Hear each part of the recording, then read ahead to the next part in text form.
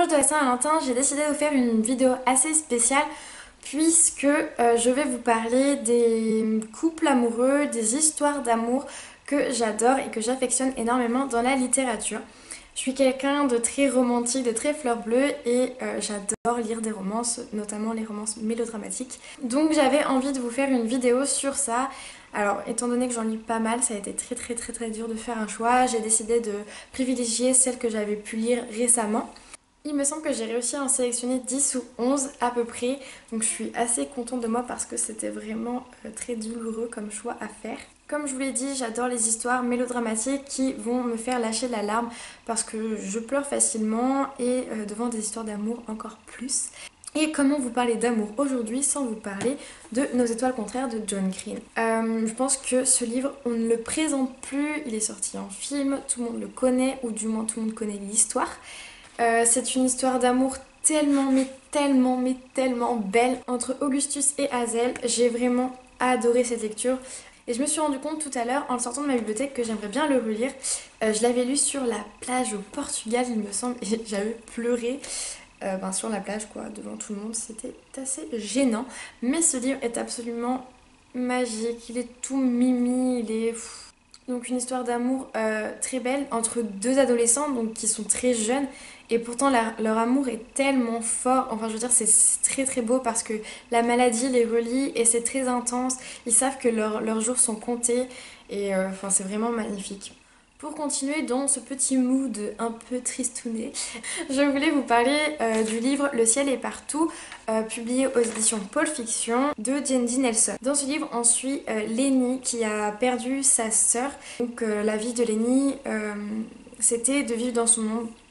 Et donc là, Lenny se retrouve d'une certaine façon à la lumière, puisque de toute façon, c'est le personnage principal de ce livre.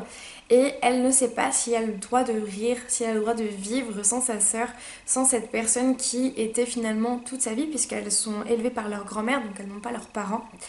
Mais comme par hasard, Lenny va rencontrer Toby. Donc elle va se demander si sa sœur l'autoriserait à l'aimer, puisqu'il me semble que Toby est l'ancien petit ami de sa sœur. Donc ces deux personnages vont se retrouver attirés l'un par l'autre par ce qui les lie, c'est-à-dire Bailey, donc la sœur de Lenny. Et c'est à la fois incroyablement beau et incroyablement triste, et c'est de la torture. Ce livre est vraiment... c'est une petite goutte d'eau, j'ai adoré le lire et c'est un petit peu tristouné mais l'histoire d'amour est très mignonne. Pour continuer encore dans ce mood, je voulais vous parler de 1000 baisers pour un garçon dont je vous parle beaucoup dans mes dernières vidéos. Dans ce livre, on va suivre l'histoire de Poppy et Rune qui sont amoureux depuis qu'ils sont tout petits. Et qui vont être séparés. Quand Rune revient, il apprend un fait tragique et donc c'est très triste et tout le livre tourne autour de ça. C'est un énorme message d'espoir, du goût de vivre, du bonheur, de la joie. C'est vraiment un très beau livre, une histoire d'amour qui est vraiment adorable, craquante. Une histoire d'amour rêvée par tout le monde quoi. Ils s'aiment depuis qu'ils sont tout petits, ils n'ont jamais réussi à aimer quelqu'un d'autre. C'est vraiment magnifique. Et le livre se lit très bien. Je voulais ensuite vous parler de Et si c'était vrai de Marc Lévy, qui a été publié dans les années 2000, voire en 2000 il me semble, et dans lequel on va suivre l'histoire d'Arthur qui un jour emménage dans un appartement, ouvre le placard et il y a une femme à l'intérieur. Donc c'est Lorraine, et Lorraine est en fait un fantôme qui est dans le coma.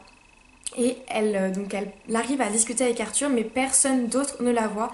Donc une énorme complicité entre les deux va naître parce qu'il y a cette relation de confiance de se dire tu n'existes pas pour les autres mais tu existes pour moi. Ils vont vivre un tas de choses ensemble et un jour Lorraine va se réveiller. Et ce livre vraiment je l'ai adoré, il y a un tome 2 donc c'est Vous revoir il me semble et vraiment c'est un des seuls livres de Marc Lévy que j'ai lu. Une histoire d'amour qui semble inaccessible, impossible, presque irréaliste et qui pourtant est là et c'est ce qui est vraiment beau parce que le doute est toujours là mais en même temps on a la certitude que deux êtres s'aiment et c'est tout mimi. Ensuite je voulais vous parler de Pars avec lui d'Agnès Ledic. dans lequel on va suivre une femme qui vit avec un mari violent, qui ne l'aime pas, qui se sert d'elle et qui un jour va rencontrer quelqu'un qui peut-être pourrait lui apporter ce qu'elle recherche, donc on s'en doute que oui. Mais les choses sont plus compliquées que ça parce qu'elle a du mal à quitter cet homme, en plus elle est enceinte et comme dans tous les livres d'Agnès Ledig, il y a un drame autour du thème de l'enfant, de la grossesse. C'est un livre incroyablement touchant, avec un amour que je décrirais comme tendre et à la fois destructeur. C'est très dur et il y a aussi cet amour donc pour cet enfant qu'elle porte, cet enfant qu'elle désire plus que tout au monde. Et c'est très très très beau de voir à quel point elle a ce désir d'être mère. Malgré ce qui arrive après, c'est un très très très beau livre. Une bouffée d'air avec ces personnages qui sont tous adorables, sauf du coup le mari violent qui s'appelle Laurent il me semble. Voilà, c'est un livre que j'ai lu cet été et honnêtement j'ai adoré. On reste toujours dans ce thème de l'amour tragique et comment ne pas vous parler de Roméo et Juliette de Shakespeare. Donc moi j'ai l'édition Folio Classique à 2 euros. Bon bien sûr je l'avais lu avant de la racheter mais j'adorais cette petite édition en fait. Avec ce petit cœur en forme de cœur fraise bizarre mais tout mignon. Alors c'est ma pièce de théâtre préférée. Il faut savoir que j'adore le théâtre, surtout le voir, moins le lire, mais j'aime bien quand même.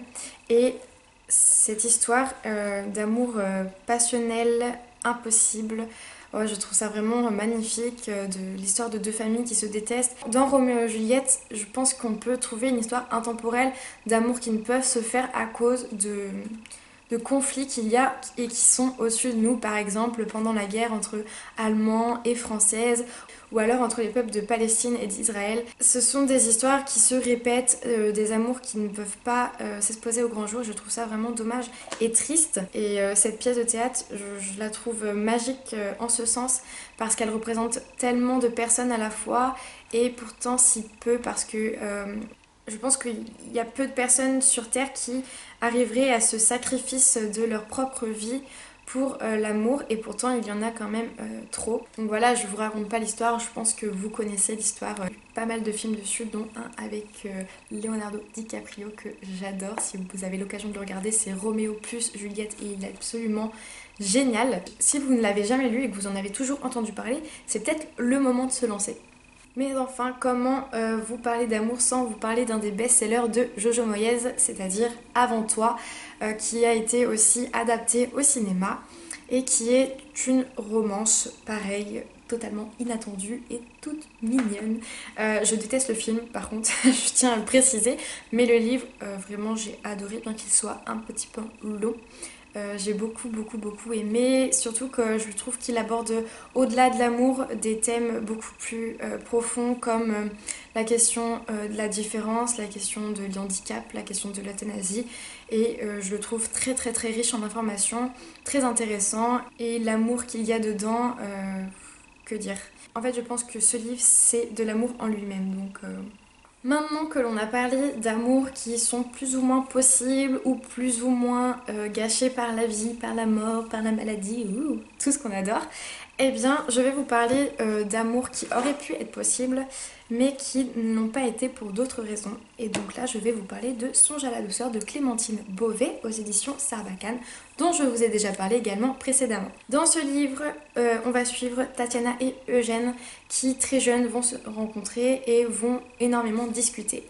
Et pourtant quand Tatiana va dévoiler à Eugène ce qu'elle pense, ce qu'elle veut avec lui, Eugène va prendre la fuite. Et c'est un peu l'histoire d'un amour gâché, de personnes qui se retrouvent, qui se ratent, qui ne peuvent pas être ensemble parce que le temps ne se rattrape pas. Et c'est vraiment très bien écrit, je le répète, c'est en vers et ça donne un côté encore plus waouh à toute l'histoire d'amour qu'il y a dedans, parce que malgré tout c'est une histoire très intense, un amour qu'on garde en tête comme un amour qu'on n'oublie jamais. Ce qui est drôle c'est que derrière il y a écrit peut-on tomber amoureuse d'une histoire d'amour, et moi je répondrais 1000 fois oui, parce que je tombe amoureuse de toutes les histoires d'amour que je lis au final.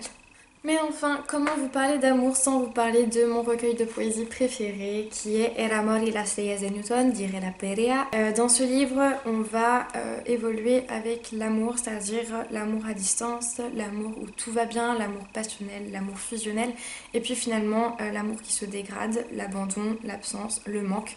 Et on termine par l'amour propre. C'est un livre vraiment très beau. Je l'ai relu l'autre jour et j'ai encore pleuré, c'est un truc de fou. Franchement, je sais pas comment Irela fait, mais elle nous touche. Alors c'est un peu différent des autres histoires que j'ai pu présenter parce que c'est pas l'amour entre deux personnes, c'est plutôt à nous de nous projeter. De toute façon, je vous le répète, je vous le redis, il faut lire ce petit recueil, s'il vous plaît, s'il vous plaît, s'il vous plaît. Mais comment vous parler d'amour aussi si je ne vous parle pas d'amour conflictuel comme celui que nous avons dans After d'Anna Todd. Donc il y a 5 tomes avec 2 autres tomes à côté, dont les Before. Donc c'est l'histoire entre Tessa et Ardine. Je pense que tout le monde connaît ces histoires. C'est une saga que j'ai absolument adorée. Je crois que c'est une des premières sagas que j'ai dû lire. Et je sais pas, tout y est. Tout de l'image qu'on se fait de l'amour, c'est-à-dire un amour qui est à la fois quelquefois facile, très fusionnel, avec énormément de complicité, passionnel, très tendre. Voilà, tout l'amour beau, mignon que tout le monde rêve d'avoir. Et puis cet amour plus conflictuel qui est assez destructeur au final, de jalousie et qu'on a tous finalement en nous aussi. C'est vraiment une très belle histoire d'amour. J'aurais voulu qu'elle continue encore 5 tomes parce que j'étais très triste de laisser Tessa et Ardine parce que je m'étais un petit peu habituée à suivre leurs aventures. Pour terminer et pour ne pas trop déprimer au final parce que on n'est pas tous en couple à la Saint-Valentin, on n'idéalise pas tous l'amour et je pense qu'avant tout, avant de pouvoir être aimé par quelqu'un, il faut s'aimer soi-même. J'ai 2 livres à vous conseiller pour cela qui sont Milk and Honey de Rupicor et El Diario Inconstante de Raquel Brun. Vous remarquerez que j'essaie de lire dans plusieurs langues. Donc je pense que vous avez énormément entendu parler de ce recueil de poèmes en anglais qui parle de s'aimer soi-même et qui aide en fait à prendre conscience qu'on a besoin de s'aimer, qu'il faut s'accepter comme on est et qu'on est tous parfaits, qu'on a tous un petit peu de beauté en nous-mêmes. Et El Diario Inconstante dans lequel Raquel Brun parle de toute sa partie de sa vie où elle a pensé qu'elle ne pourrait jamais être aimée et le moment où elle s'est rendue compte que finalement pour être aimée il fallait qu'elle s'aime elle-même. Je pense que ce sont de très beaux messages et je pense que c'est une histoire d'amour que l'on a à construire entre nous et nous-mêmes et je trouve que c'est un très joli message que de lire ces petits livres. Voilà, j'en ai fini pour les histoires d'amour. J'espère que ma sélection vous aura plu. Dites-moi si vous aviez pensé à d'autres histoires en commentaire. En tout cas, je vous retrouve dans une prochaine vidéo et je vous fais plein de bisous.